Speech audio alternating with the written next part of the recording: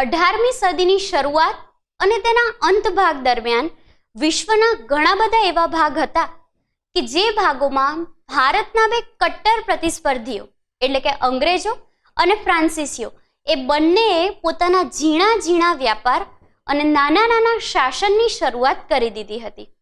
ભારતને બાદ કરતા ઘણા બધા એવા ભાગ હતા કે જ્યાં અંગ્રેજો અને ફ્રાન્સિસીઓના શાસન અને વ્યાપારની શરૂઆત તો થઈ જ ગઈ હતી, પરંતુ આ સમયગાળા દરમિયાન ભારતની પરિસ્થિતિ જોઈએ તો ભારતમાં ફ્રાન્સિસીઓ અંગ્રેજોને અને અંગ્રેજો ફ્રાન્સિસીઓને પોતાની પ્રગતિ માટે અવરોધક માનતા. તેથી બંને એકબીજાના કટ્ટર પ્રતિસ્પર્ધી બનીને બેઠા હતા. જ્યારે ભારતમાં અંગ્રેજો અને ફ્રાન્સિસીઓ વચ્ચે દક્ષિણ ભારતમાં થયેલા અમુક વિગ્રહો અથવા દક્ષિણ ભારતના પ્રદેશો માટે થયેલા નાના નાના ઝઘડાઓને ભારતના ઇતિહાસમાં કર્ણાટકમાં થયેલા આંતરવિગ્રહો અથવા કર્ણાટકમાં થયેલા અંગ્રેજો અને ફ્રાન્સિસીઓ વચ્ચેના યુદ્ધ કહેવાય છે, જેને કર્ણાટકનો પ્રથમ વિગ્રહ, કર્ણાટકનો દ્વિતીય વિગ્રહ અને કર્ણાટકનો તૃતીય વિગ્રહ એમ 2-3 ભાગમાં વહેંચવામાં આવ્યા છે. તો હવે અભ્યાસ કરીએ સૌ પ્રથમવાર કર્ણાટકના પ્રથમ વિગ્રહનો.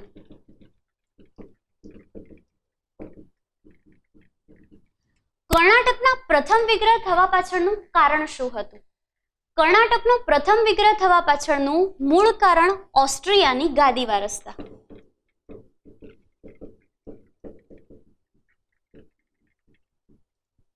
ઈસવીસન 1740 પછી યુરોપમાં એક વિકટ પરિસ્થિતિનું નિર્માણ થયું. આ પરિસ્થિતિ હતી ઓસ્ટ્રિયાના ગાદીવારસ મુદ્દે. ઓસ્ટ્રિયાના ગાદીવારસ મુદ્દે યુરોપમાં વિવિધ મતભેદો પ્રસર્યા, જેના ભાગ સ્વરૂપે યુરોપના જ 2 ભાગ પડી ગયા, જેમાંના એક ભાગમાં સ્પેન, ફ્રાન્સ વગેરે જેવી સત્તાઓ, જ્યારે તેના બીજા ભાગમાં ડચ, અમેરિકી, ઇંગ્લેન્ડ વગેરે જેવી સત્તાઓ આવી ગઈ, જેથી યુરોપમાં જ આ આંતરિક સંઘર્ષની શરૂઆત થઈ.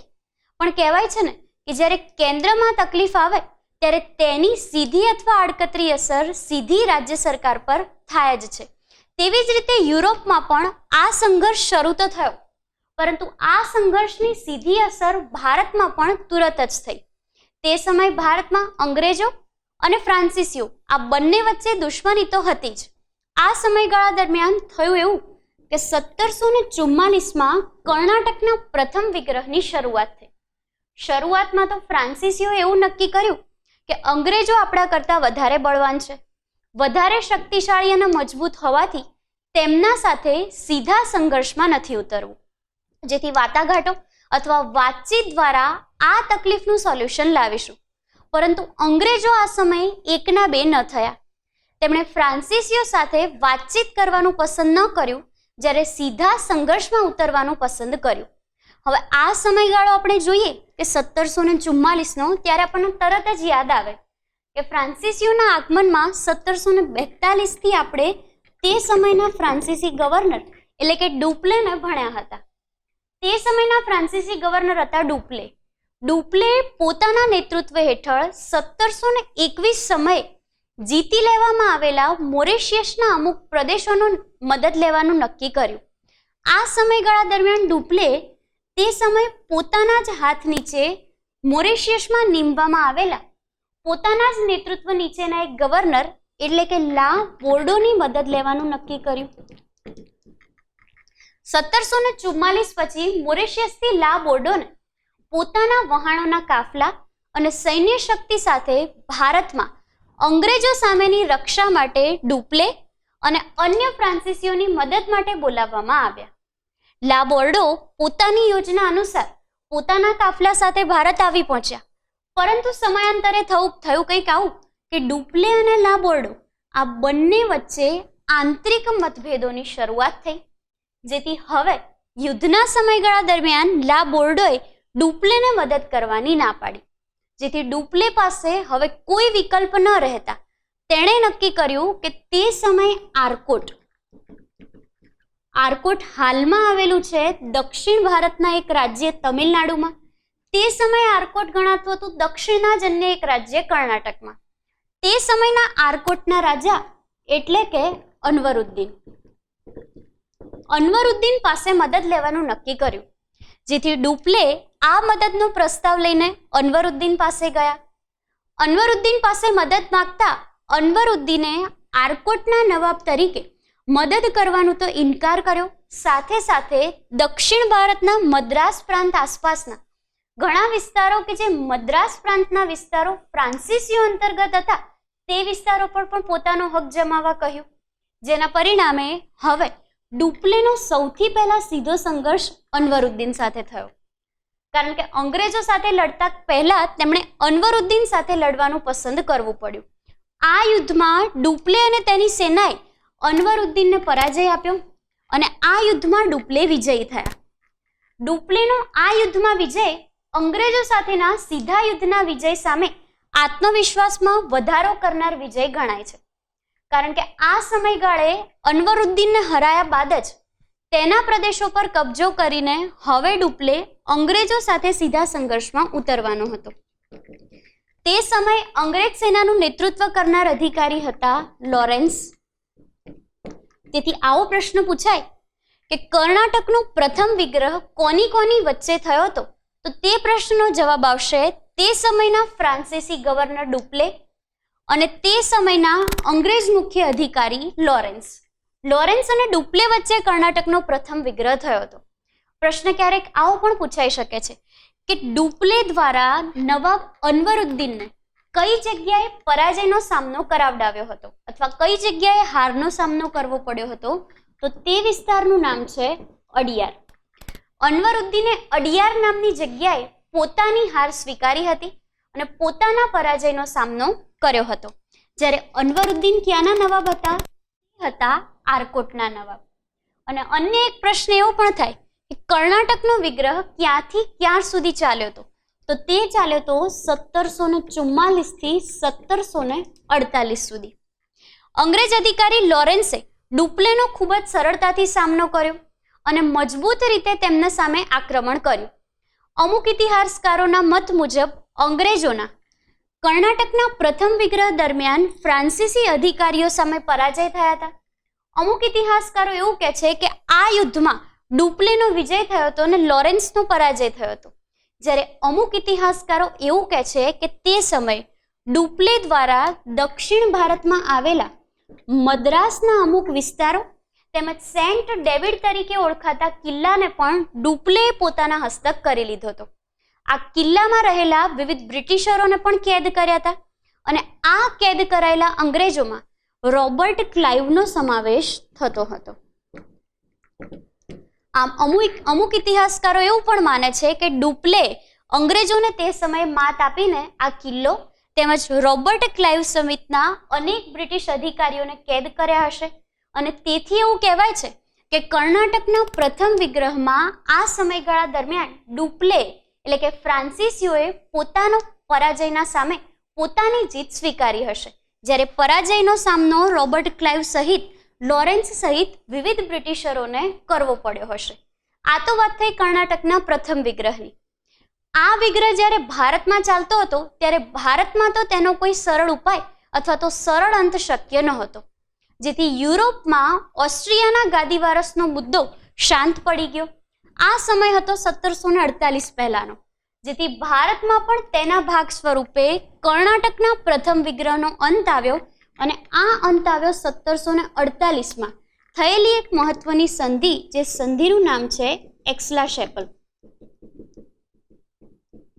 પ્રશ્ન કદાચ આ રીતે પૂછાઈ શકે કે એક્સલા-શેપલ નામની સંધિ કયા વિગ્રહ સમયે થઈ હતી, તો તે હતું કર્ણાટકનો પ્રથમ વિગ્રહ.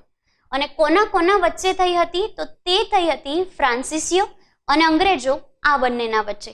આમ કર્ણાટકના પ્રથમ વિગ્રહનો અંત એક્સલા-શેપલ સંધિ દ્વારા આવ્યો. આ સંધિમાં એવું નક્કી થયું હતું કે ફ્રાન્સીસીઓએ દક્ષિણમાં મદ્રાસ આસપાસના જેટલા વિસ્તારો કે જે અંગ્રેજોના હસ્તક હતા તે વિસ્તારો, ત્યાંના લોકો અને ત્યાંના કિલ્લાને કેદ કર્યા છે અથવા તેનો કબજો મેળવ્યો છે, તે તમામ વિસ્તારો હવે ફ્રાન્સીસીઓ આ સંધિ મુજબ પાછા અંગ્રેજોને સોંપી દેશે.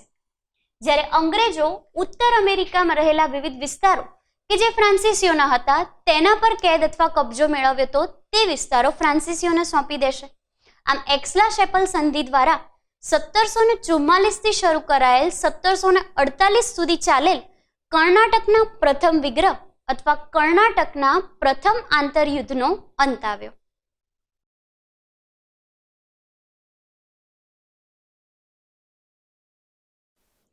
કર્ણાટકના પ્રથમ વિગ્રહનો અંત 1748માં આવ્યો. આ વિગ્રહનો અંત એક્સલા-શેપલ સંધિ દ્વારા આવ્યો.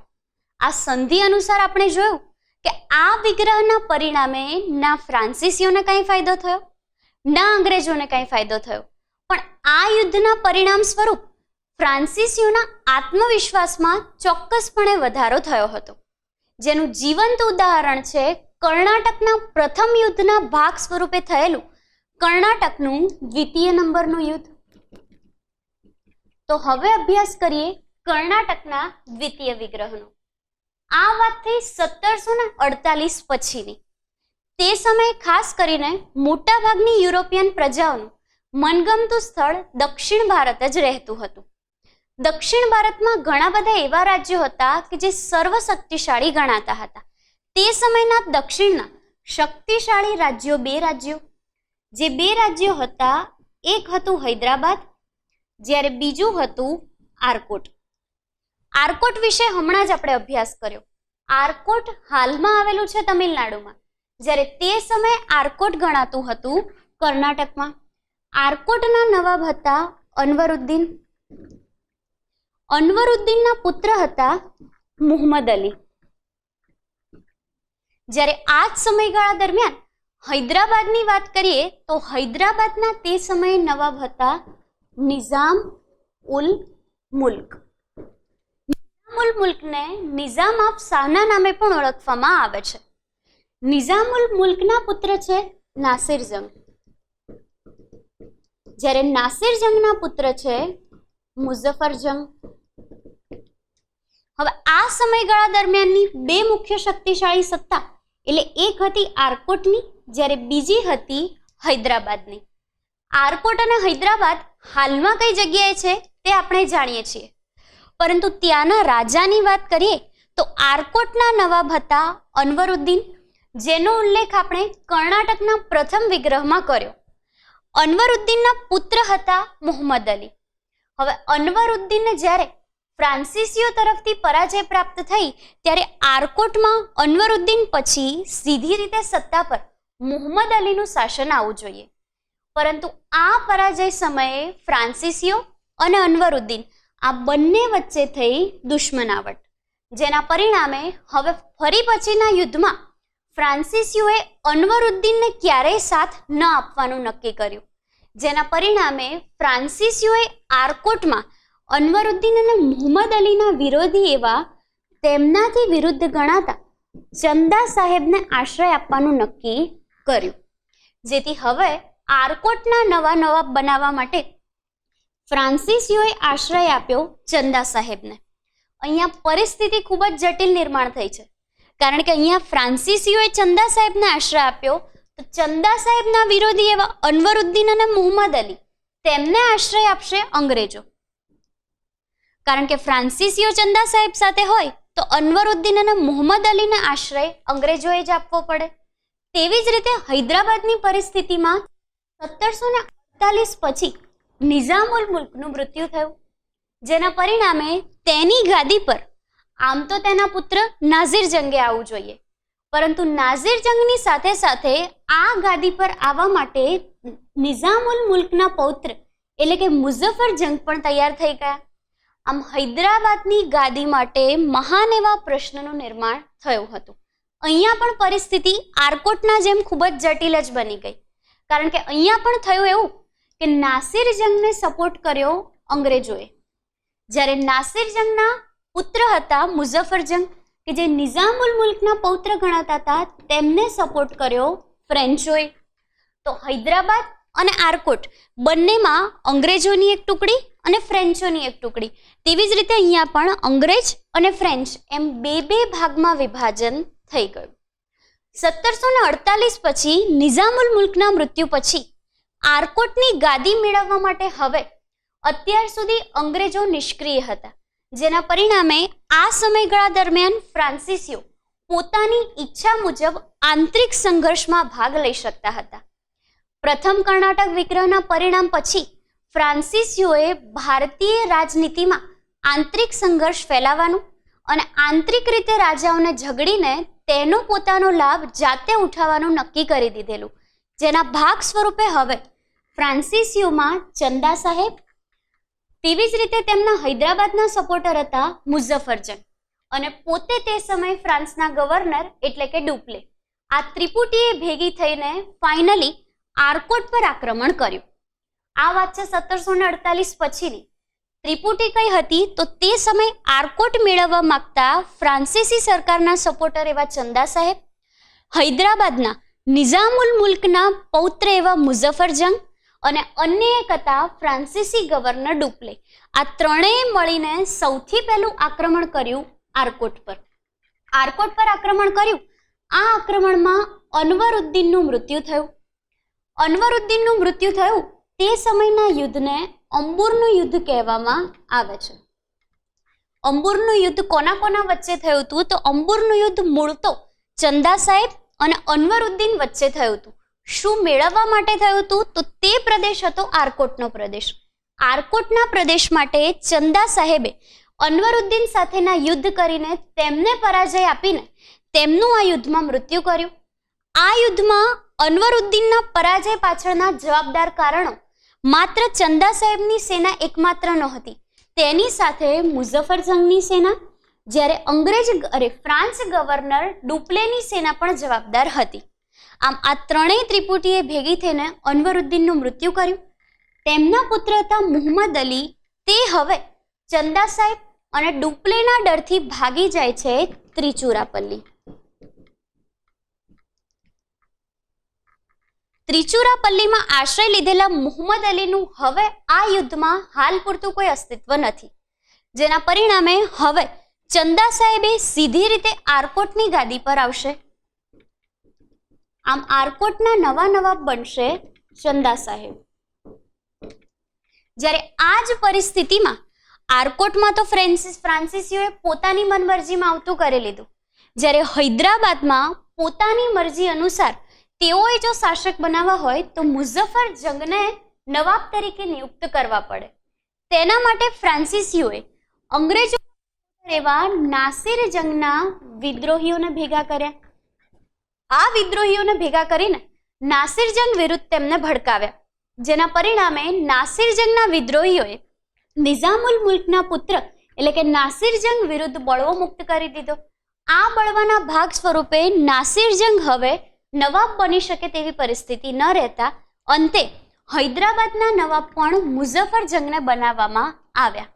તો અહીંયા આપણે એવું કહી શકીએ કે કર્ણાટકના દ્વિતીય વિગ્રહના પહેલા ભાગમાં આરકોટમાં પણ ફ્રાન્સીસી સત્તાના સપોર્ટર ચંદા સાહેબ નવાબ સ્વરૂપે આવ્યા, જ્યારે બીજા ભાગમાં હૈદરાબાદમાં પણ તે સમયે મુઝફ્ફરજંગ કે જે ફ્રાન્સીસીના સપોર્ટર ગણાતા હતા, તો એ વખતે હૈદરાબાદના નવાબ પણ નિઝામુલ મુલ્કના પૌત્ર એટલે કે મુઝફ્ફરજંગ જ ગાદી પર આવ્યા. જ્યારે ચંદા સાહેબ એટલે કે આરકોટના શાસક બન્યા ત્યારે ફ્રાન્સિસીઓની મદદ બદલ ચંદા સાહેબે તેમને પુડુચેરી નજીકના 80 ગામડા ભેટમાં આપ્યા હતા. જ્યારે આ જ સમયે હૈદરાબાદના નિઝામ એટલે કે નિઝામ મુઝફ્ફરજંગને નવાબ બનાવવામાં આવ્યા, ત્યારે તેના બદલામાં મુઝફ્ફરજંગે પણ તેમને દક્ષિણ ભારતના ઘણા ખરા વિસ્તારોમાં વ્યાપાર કરવા માટેની છૂટછાટ, પોતાની રાજનીતિમાં હસ્તક્ષેપ કરવા સાથે સાથે અન્ય ઘણા બધા પ્રદેશો, કૃષ્ણાથી લઈને કન્યાકુમારી વચ્ચેનો પ્રદેશ, તેની સાથે સાથે ડુપ્લે ગવર્નરને 20 લાખ, જ્યારે ફ્રાન્સીસી કંપની, ફ્રાન્સીસી સરકાર અને તેની સેનાને 5-5 લાખ રૂપિયા આપવાનું નક્કી કર્યું. તેની સાથે સાથે તે સમયના ગવર્નર એટલે કે ફ્રેન્ચ ગવર્નર ડુપ્લેને એક જાગીર ભેટ આપવામાં આવી. મુઝફ્ફરજંગ દ્વારા ભેટ અપાયેલ આ જાગીરની વાર્ષિક આય જ 1 લાખ રૂપિયા હતી. આમ આટલી મોંઘી ભેટ સોગાતો તે સમયે ભારતીય નવાબો દ્વારા પોતાના સ્વાર્થ ખાતર ફ્રાન્સિસીઓને આપવામાં આવતી. આ બધી ઘટનાઓના સ્વરૂપે ફ્રાન્સિસીઓના આત્મબળમાં હજી પણ હવે વધારો થતો જતો હતો, જેના પરિણામે તેઓ આગળ પણ યુદ્ધ કરવા સક્ષમ હતા. આ તો વાત થઈ કર્ણાટકના દ્વિતીય વિગ્રહના સૌથી પહેલા ભાગની. આ સમગ્ર સમયગાળા દરમિયાન ફ્રાન્સિસીઓ સર્વ વર્ચસ્વમાં હતા, એટલે કે સર્વશક્તિશાળી હતા. આ સમય અંગ્રેજો શું કરી રહ્યા હતા? આ સમયે અંગ્રેજો તદ્દન નિષ્ક્રિય પરિસ્થિતિમાં હતા, એટલે કે કોઈ પણ યુદ્ધમાં ભાગ લઈ શકતા નહોતા. તેના પરિણામે હવે અંગ્રેજોને જણાયું કે બે શક્તિશાળી સત્તા આર્કોટ અને હૈદરાબાદ ફ્રાન્સિસીઓના હાથમાં જતી રહેતા. તેમણે હવે આર્કોટ જો મેળવવું હોય તો અનવરુદ્દીનના પુત્ર એટલે કે મોહમ્મદ અલીને સપોર્ટ કરવો પડે. જેના પરિણામે હવે અંગ્રેજોએ મોહમ્મદ અલી કે જે ક્યાં ભાગી ગયા હતા તે હતા ત્રિચુરાપલ્લીમાં. તો હવે અંગ્રેજોએ મોહમ્મદ અલીને સપોર્ટ કરવાનું નક્કી કર્યું. મોહમ્મદ અલીને સપોર્ટ કરવાના પરિણામે જ હવે અંગ્રેજો આર્કોટ પર પોતાનો અધિકાર જમાવી શકતા. પરંતુ આ પરિસ્થિતિ દરમિયાન હૈદરાબાદના શાસક સાથે એક ઘટના બની. આ પરિસ્થિતિ છે 1750 આસપાસની.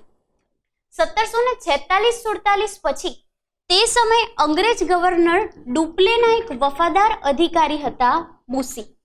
બુસીએ તે સમયે ઝીંઝીનો કિલ્લો જીત્યો. ઝીંઝીનો કિલ્લો જીતી લીધો, તેથી ફરીથી બુસીએ ડુપ્લેનો વિશ્વાસ મત પણ જીતી લીધો. જેના પરિણામે ડુપ્લેએ બુસીને દક્ષિણ ભારતમાં હૈદરાબાદના નવાબ એટલે કે હાલના હૈદરાબાદના નવાબ મુઝફ્ફરજંગ સાથે રહીને તેમના રાજ્ય વહીવટમાં મદદ કરવા તથા મુઝફ્ફરજંગના પડખે તેમના રક્ષક બની રહેવા જણાવ્યું. આમ ફ્રેન્ચ ગવર્નર ડુપ્લે દ્વારા તેમના વફાદાર બુસીને મુઝફ્ફરજંગના સાથે નિયુક્ત કરવામાં આવ્યા. પરંતુ આકસ્મિક રીતે રસ્તામાં જ બુસી સાથે જઈ રહેલા મુઝફ્ફરજંગનું મૃત્યુ થયું. જેના પરિણામે હવે બુસી પાસે અન્ય કોઈ વિકલ્પ ન રહેતા બુસીએ અંતે હૈદરાબાદના નવા નવાબ સ્વરૂપે એક નવા નવાબની નિયુક્તિ. તે નવાબ હતા સલામત જંગ, જેને આપણે સલાવતના નામે પણ ઓળખીએ છીએ. સલામત જંગ તે નિઝામના સૌથી નાના પુત્ર ગણાતા હતા. નિઝામના સૌથી નાના પુત્ર સલામત જંગ જેવા ગાદી પર આવ્યા તેવા તરત જ તેમણે બુસી અને ડુપ્લે તેમને પોતાના વિસ્તાર આસપાસના ઘણા બધા પ્રદેશો ભેટ આપી દીધા.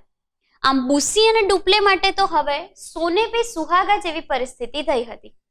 પરંતુ તેઓ એ વાતથી અજાણ હતા કે અહીંયા અંગ્રેજોએ મુહમ્મદ અલીને મદદ કરવાનું નક્કી કરી લીધું છે. જેના પરિણામે એક સમય થયું એવું કે ચંદા સાહેબને વારંવાર એ ભય સતાવ્યા કરતો કે હું તો અત્યારે આર્કોટનો નવાબ છું જ, પણ જો આ સમયે ત્રિચુરાપલ્લીમાં આશ્રય લઈને બેઠેલા અનવરુદ્દીનના પુત્ર મોહમ્મદ અલીએ પોતાના પર ફરીથી આક્રમણ કર્યું તો શું થશે? જેના પરિણામે ચંદા સાહેબે હવે પોતાની અડધી સેના સાથે ત્રિચુરાપલ્લીમાં છુપાયેલા મોહમ્મદ અલી પર આક્રમણ કર્યું અથવા તેની આસપાસ પોતાનો ઘેરો ગાળ્યો. આ પરિસ્થિતિનો લાભ ઉઠાવીને 1750 પછી અંગ્રેજોએ પણ સીધું આક્રમણ કર્યું ચંદા સાહેબ પર. ચંદા સાહેબે તે વખતે આક્રમણ કર્યું. ચંદા સાહેબ તે વખતે ત્રિચુરાપલ્લીમાં હતા. ચંદા સાહેબનું આક્રમણ થયું હતું ત્રિચુરાપલ્લીમાં મોહમ્મદ અલી પર. પણ આ સમય આર્કોટમાં તો કોઈ નવાબ હતું જ નહીં. તેના પરિણામે ચંદા સાહેબને આ વાતની જાણ થતાં તેમણે તુરત જ પોતાની સેનાની અડધી ટુકડીને પોતાના પુત્ર એટલે કે રજા ખાન સાથે અંગ્રેજોનો સામનો કરવા માટે કીધું. પરંતુ અંગ્રેજોની સેના તો પહેલેથી જ મજબૂત, જેના પરિણામે રજા ખાન આ અંગ્રેજોને હરાવી શક્યા નહીં અને અંગ્રેજોની સેના સામે રજા ખાન જીતી શક્યા નહીં. આમ અહીંયા ફરીથી અંગ્રેજોની વિજય થઈ. ત્રિચુરાપલ્લીમાં રહેલા મુહમ્મદ અલીને મુક્ત કરાવવા અંગ્રેજોની એક બીજી ટુકડી ચંદા સાહેબ સામે લડવા ગઈ, જેના ભાગ સ્વરૂપે ચંદા સાહેબ, તેમની સેનાની પૂર્ણ ટુકડી તથા આર્કોટમાં રહેલા રજા ખાન અને તેમની સેનાની અડધી ટુકડી પણ અંગ્રેજોની બે ટુકડીઓ સામે પરાજિત થયા. અને અંતે હવે વિજેતા કોણ થાય છે? તો તે વિજેતા થાય છે અંગ્રેજો. તેની સાથે સાથે અનવરુદ્દીન ખાનના પુત્ર એટલે કે મોહમ્મદ અલી પણ આર્કોટના નવા નવાબ બનશે. તો હવે આર્કોટના નવા નવાબ કોણ બન્યા? તે હતા મોહમ્મદ અલી. આમ ત્રિચુરાપલ્લીમાં અત્યાર સુધી આશ્રય લીધેલા મોહમ્મદ અલી ફાઇનલી અંગ્રેજોની સહાયતાથી હવે આર્કોટના નવા નવાબ સ્વરૂપે અસ્તિત્વમાં આવ્યા. સલામત ખાન તે સમયે મુઝફ્ફરજંગની જગ્યાએ એટલે કે હૈદરાબાદના નવાબ સ્વરૂપે હતા. આમ હૈદરાબાદ અને આરકોટ બંને પ્રદેશો પર વાયસાવર્જા અંગ્રેજો અને ફ્રાન્સિસીઓ એમ બંનેની સત્તાનું ઓછું વધતું વર્ચસ્વ જમાવ્યું. આ સમયગાળા દરમિયાન વારંવાર અંગ્રેજો અને ફ્રાન્સિસીઓ વચ્ચે સંઘર્ષ ચાલ્યા કરતો. આ સંઘર્ષના પરિણામ ભારતવાસીઓ, ભારતના નવાબો, અંગ્રેજો અને ફ્રાન્સિસીઓ તો ભોગવતા જ, તેની સાથે સાથે તેની સૌથી વધારે અસર જો કોઈ પર થતી હોય તો તે થતી હતી ફ્રાન્સિસી સરકાર અને અંગ્રેજ સરકાર. તેમાં પણ ખાસ કરીને ફ્રાન્સિસી સરકાર, કારણ કે ફ્રાન્સિસી ઈસ્ટ ઇન્ડિયા કંપની એક સરકારી કંપની હતી, જેથી વારંવાર ભરવું પડતું દેવું, પૈસાનું ભારણ તથા અન્ય મુશ્કેલીઓ સામે લડતા લડતા હવે ફ્રાન્સિસી કંપની થાકી ગઈ હતી, જેના પરિણામે તેઓ ફ્રાન્સિસી ગવર્નરથી નારાજ રહેવા માંડ્યા અને હવે ફ્રાન્સિસી ગવર્નર ડુપ્લેને ભારતને છોડવાનો સમયગાળો આવી ગયો, જેથી 1755-56માં ડુપ્લે ભારતમાંથી જવાનું પ્રયાણ કર્યું. ભારતમાંથી જેવા ડુપ્લે ગયા તેમના સ્થાને ભારતમાં ફ્રાન્સિસી ગવર્નર તરીકે ગોડેહુની નિમણૂક કરવામાં આવી. આ પ્રશ્ન કદાચ પૂછાય કે ભારતમાં સૌથી શક્તિશાળી ફ્રાન્સિસી ગવર્નર ડુપ્લે પછી કયા ગવર્નરની નિમણૂક થઈ હતી, તો તે હતા ગોડેહુ. ગોડેહુ ગવર્નરની નિમણૂક ફ્રાન્સિસી સરકાર અને ફ્રાન્સિસી ઈસ્ટ ઇન્ડિયા કંપની દ્વારા થઈ હતી. ગોડેહુએ હવે કર્ણાટકના દ્વિતીય વિગ્રહના અંત વિશે વિચાર કર્યો. આ અંતમાં તેમણે અંગ્રેજો અને પોતાના ફ્રાન્સિસીઓ વચ્ચે સંધિ કરાવડાવીને આ સંધિને કહેવામાં આવે છે પુડુચેરી સંધિ. પુડુચેરી સંધિ અનુસાર ફ્રાન્સિસીઓ અને અંગ્રેજો વચ્ચે ગોડેહુ દ્વારા બે ભાગ પાડવામાં આવ્યા. આ બે ભાગ કર્ણાટકના દ્વિતીય વિગ્રહની શરૂઆત પર આધારિત હતા. ફરી એક વખત જોઈએ તો કર્ણાટકના દ્વિતીય વિગ્રહની શરૂઆતનું કારણ શું હતું, તો તે કારણ હતું એક આરકોટ અને બીજું હૈદરાબાદ. આ બે કારણ જ શરૂઆત અને આ બે કારણ જ અંત, જેના પરિણામે આરકોટનું હવે તમામ વર્ચસ્વ અને આરકોટ પરની તમામ સત્તા ગોડેહુ અનુસાર પુડુચેરીની સંધિ અનુસાર અંગ્રેજોને મળશે, જ્યારે તેની સામે રહેલું હૈદરાબાદની તમામ સત્તાઓ હવે ફ્રાન્સિસીઓ પાસે હશે. આમ કર્ણાટકના દ્વિતીય વિગ્રહનો અંત ખૂબ જ સરળ આવ્યો. આરકોટ અંગ્રેજોના હસ્તક આવ્યો, જ્યારે હૈદરાબાદ ફ્રાન્સિસીઓના હસ્તક આવ્યું. આમ ગોડેહુ એક ડુપ્લે પછી આવેલા સમજદાર ગવર્નરમાં ગણી શકાય. તો આવો ચાલતો હતો કર્ણાટકના દ્વિતીય વિગ્રહનો કાર્યક્રમ.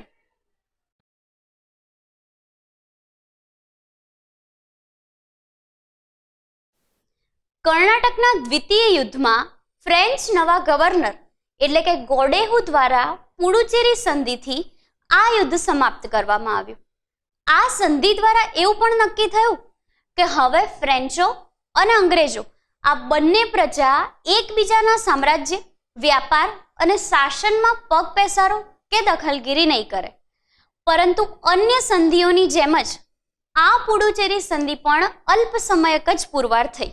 એટલે કે હવે કર્ણાટકના બે વિગ્રહો જોયા બાદ હવે એક નવા વિગ્રહના શરૂઆતનો સમય હતો. નવો એક વિગ્રહ એટલે કે કર્ણાટકમાં થયેલો તૃતીય વિગ્રહ. કર્ણાટકના તૃતીય વિગ્રહની શરૂઆત કરીએ તે પહેલા અહીંયા એક વાત ચોક્કસપણે જાણી લઈએ. દ્વિતીય વિગ્રહનો અભ્યાસ કર્યા બાદ આપણે એવું કહી શકીએ કે દ્વિતીય વિગ્રહમાં આપણે જોયું કે આ વિગ્રહમાં અંગ્રેજો કે ફ્રેન્ચો બંનેમાંથી કોઈ પણ યુરોપિયન પ્રજા એકબીજા સાથે સશસ્ત્ર ક્રાંતિમાં સામસામે નહોતી લડી. તેમણે શું કર્યું? ભારતીય રાજાઓને પોતાના મોહરા બનાવ્યા. તે રાજાઓના આંતરિક સંઘર્ષનો લાભ ઉઠાવીને પોતે તેમને મોહરા બનાવીને એટલે કે બીજા કોઈના ખભા પર બંદૂક તાણીને ફાયરિંગ કર્યું તેવું કહી શકાય. આ બધું જોતા અંગ્રેજો અને ફ્રાન્સિસીઓ એટલે કે તમામ યુરોપિયન પ્રજાને એ વાતની ખબર પડી ગઈ કે ભારતીય સુલતાનો, ભારતીય નવાબો કે પછી ભારતીય સામાન્ય રાજા કે વ્યાપારી કોઈ પણ ભારતીય વ્યક્તિ હોય તો તેનામાં હજી સુધી રાષ્ટ્રવાદની ભાવનાનો વિકાસ થયો ન હતો.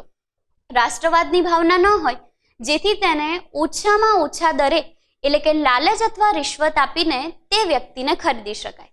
અંગ્રેજ પ્રજાએ કંઈક આવું જ કર્યું. યુરોપિયન પદ્ધતિ અને યુરોપિયન સેનાના શસ્ત્રો દ્વારા તાલીમ અથવા તો ટ્રેનિંગ હેઠળ ઘણા બધા ભારતીયોને પોતાની સેનામાં સામેલ કરી લીધા. ભારતીય નવાબોને વારંવાર મોટી મોટી લાલચો અને મોટી જવાબદારી અને સામ્રાજ્યની લાલચના પરિણામે યુદ્ધમાં સહભાગી થવા આમંત્રણ આપ્યું અને જેના પરિણામે જ કર્ણાટકનો દ્વિતીય વિગ્રહ થયો, જે સંપૂર્ણપણે અસફળ વિગ્રહ કહી શકાય. આ અસફળ વિગ્રહ આપણી ભાષામાં કહી શકાય, પરંતુ ઇતિહાસકારોના મતે કર્ણાટકનો થયેલો દ્વિતીય વિગ્રહ પ્લાસીના યુદ્ધ કરતા અને બક્સરના યુદ્ધ કરતા પણ મહત્વનો હતો. તેનું મૂળ કારણ એ હતું કે આ યુદ્ધના સમયે શરૂઆતમાં જીત કોની હતી? ફ્રેન્ચોની હતી, એટલે કે ફ્રાન્સિસીઓની હતી. પરંતુ અંતે આ ફ્રાન્સિસીઓને ઘોર પરાજય આપીને જીત હવે મેળવવા માટે પ્રયત્નશીલ થયા અંગ્રેજો, અને છેલ્લે થયું એ જ કે અંગ્રેજોની જીત થઈને ફ્રાન્સિસીઓનો પરાજય થયો. પણ અંતે હૈદરાબાદ અને આરકોટ બંનેની સંધિ અનુસાર બંને પ્રદેશો વાયસા વર્ષા અંગ્રેજો અને ફ્રાન્સિસીઓને પ્રાપ્ત થયા. પણ ઇન શોર્ટ આપણને એ વસ્તુ ખ્યાલ આવી કે હવે અંગ્રેજો ભારતીય રાજનીતિમાં હસ્તક્ષેપ કરવા માટે સક્ષમ હતા. અને આનું જ એક બીજું ઉદાહરણ એટલે કે આગળ થયેલા અન્ય યુદ્ધો. આ આગળ થયેલા યુદ્ધોનો કર્ણાટકના ત્રીજા વિગ્રહ પર જો કે કોઈ અસર નથી. કર્ણાટકનું ત્રીજા વિગ્રહનું મૂળ કારણ કંઈક આવું હતું કે 1756 પછી તે સમયે યુરોપમાં ફ્રાન્સ અને ઇંગ્લેન્ડ વચ્ચે યુદ્ધની શરૂઆત થઈ. હવે ફરી એક વખત યુરોપમાં એટલે કે કેન્દ્ર લેવલે યુદ્ધની શરૂઆત થઈ હતી. ઘણી બધી વખત આપણે કીધું કે ભાઈ જ્યારે કેન્દ્રમાં તકલીફ થાય ત્યારે તેની સીધી અસર દેશના નાનામાં નાના એકમ પર પડે.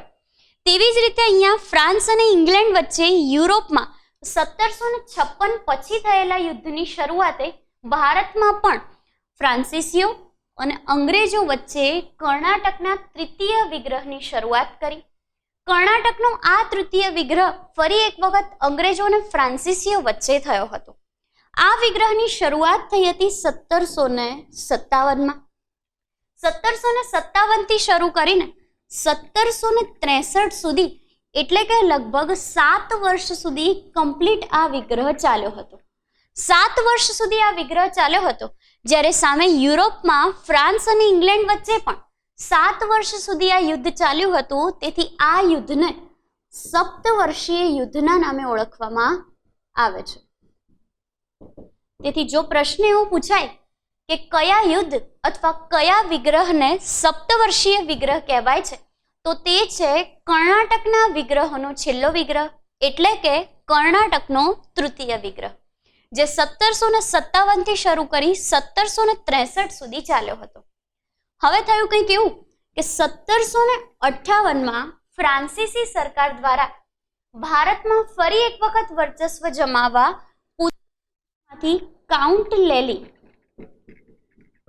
કાઉન્ટ લેલીને ભારત મોકલવામાં આવ્યો. કાઉન્ટ લેલીને ભારત મોકલ્યો તેના પાછળનું મૂળ કારણ કંઈક આવું હતું કે કાઉન્ટ લેલી હવે બુસીની મદદ દ્વારા અંગ્રેજોનો સામનો કરી શકશે. આ સમયે કાઉન્ટ લેલીનું એક સહાયક એટલે કે બુસી હૈદરાબાદમાં સ્થિત હતો. એટલે કે હવે કાઉન્ટ લેલીએ બુસીની મદદ મેળવીને સીધું ફોર્ટ સેન્ટ ડેવિડ પર આક્રમણ કર્યું. જ્યારે આ લોકોએ ફોર્ટ સેન્ટ ડેવિડ પર આક્રમણ કર્યું તે સમયે અંગ્રેજ અધિકારી હતા આયરકુટ. તેથી આ ફેક્ટથી આપણો એક નવો ક્વેશ્ચન ક્રિએટ થયો. કયો? તો કે કર્ણાટકના તૃતીય વિગ્રહમાં કોના કોના વચ્ચે સંઘર્ષ થયો હતો? તો તે સંઘર્ષ હતો ફ્રાન્સીસી અધિકારી કાઉન્ટ લેલી, જ્યારે અંગ્રેજ અધિકારી આયરકુટ. કાઉન્ટ લેલી અને આયરકુટ વચ્ચે ફરીથી એક વખત એક નવા સંઘર્ષની શરૂઆત થઈ. તે સંઘર્ષનું મૂળ કારણ હતું ફોર્ટ સેન્ટ ડેવિડ. તેના પર થયેલા આક્રમણના પરિણામે હવે અંગ્રેજોએ સશસ્ત્ર હુમલો કરી દીધો અને ફ્રાન્સિસીઓ પર થયેલા આક્રમણમાં છેલ્લે તેનું પરિણામ કંઈક આવું આવ્યું કે 1760માં અંગ્રેજો અને ફ્રાન્સિસીઓ વચ્ચે એક મહાભયંકર એટલે કે વાંડીવાશનું યુદ્ધ કરવામાં આવ્યું. વાંડીવાશનું આ યુદ્ધ એ ફ્રાન્સિસીઓ માટે તેમની અસરકારકતા અને તેમના પ્રભુત્વ ઘટાડવા માટેનું સૌથી મોટું પરિબળ કહેવાય છે. કારણ કે 1760માં જ્યારે વાંડીવાશનું યુદ્ધ થયું ત્યારે આ યુદ્ધમાં કાઉન્ટ લેલીને આયરકુટ દ્વારા એટલે કે ફ્રાન્સિસીઓને અંગ્રેજો દ્વારા ઘોર પરાજયનો સામનો કરવો પડેલો, જેના પરિણામે થયું કંઈક એવું કે ફ્રાન્સીસી સરકાર હવે કાઉન્ટ લેલીથી થઈ નારાજ, જેના પરિણામે ફ્રાન્સીસી સરકારે તેમના અધિકારી કાઉન્ટ લેલીને પરત ફ્રાન્સ બોલાવી લીધા. 1763માં કાઉન્ટ લેલીને મૃત્યુદંડ આપવામાં આવ્યો. કાઉન્ટ લેલીને મૃત્યુદંડ આપવાનું મૂળ કારણ હતી તેમની ભારતમાં મોકલવા પાછળની સફળતાની વિરુદ્ધ પડેલી નિષ્ફળતા. આ સમયગાળા દરમિયાન બુસી કે જે પહેલેથી જ હૈદરાબાદમાં ફ્રાન્સીસી સુબા તરીકે કાર્યરત હતા, તેમને અંગ્રેજ અધિકારી આયરકુટ દ્વારા કેદી બનાવવામાં આવ્યા અને આવી રીતે વાંડીવાશના યુદ્ધનો કરુણ અંત આવ્યો.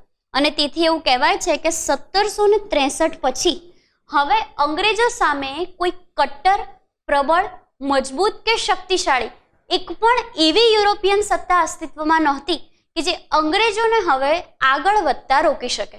આમ અંગ્રેજો હવે પોતાના સમગ્ર ભારત પર જે જગ્યાએ પોતાની કોઠીઓ સ્થાપી હતી, જે જગ્યાએ પોતાની ફેક્ટરી અથવા કંપનીનું નિર્માણ કર્યું હતું, તે તમામ વસ્તુઓ અને જગ્યાનો વહીવટ કરવા પોતે સ્વતંત્ર હતા. ભારતીય નવાબોના મનસૂબા જાણી ગયેલ હોવાથી હવે તે રાજનીતિમાં પણ હસ્તક્ષેપ કરતા અને આગામી 200 વર્ષ સુધી ભારતમાં સ્થાયી થવા માટે સક્ષમી એવા આ અંગ્રેજોના સાચા સફરની શરૂઆત ફ્રાન્સીસીઓના ભારતમાંથી પતન બાદ થઈ તેવું કહી શકાય. તો આવા હતા ભારતીય ઇતિહાસના 3 કર્ણાટકના વિગ્રહો.